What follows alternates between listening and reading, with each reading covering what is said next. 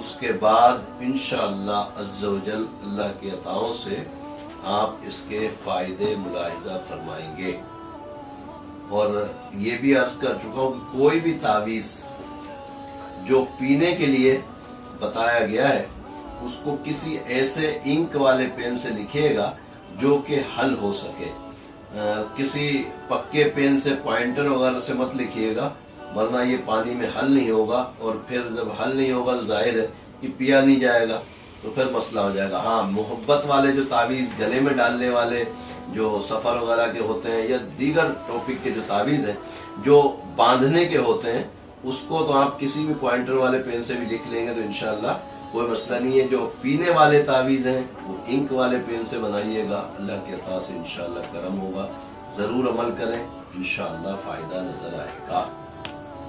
الحمدللہ عز و جل، مجھے یقین ہے کہ آپ نے جادو، آسیب اور جنات سے بچنے کے لیے، اس کی شفا کے لیے الحمدللہ عز و جل اس تعویذ کو سیکھ لیا ہوگا۔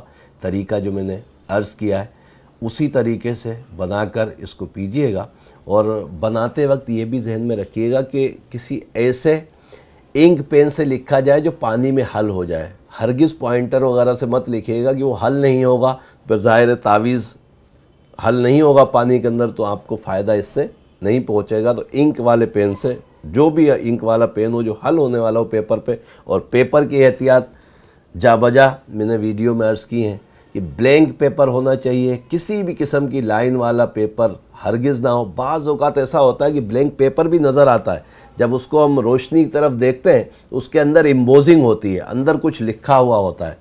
ایسا پیپر بھی ہرگز تعویذ کے لیے کبھی استعمال مت کیجیے گا۔ اس ویڈیو کو زیادہ سے زیادہ شیئر کیجیے گا، ہمارے چینل کو اقبال بابا ARYQ TV کو سبسکرائب کرنا مت بھولیے گا۔ انشاءاللہ بہت فائدہ ہوگا اللہ کی عطاؤں سے انشاءاللہ۔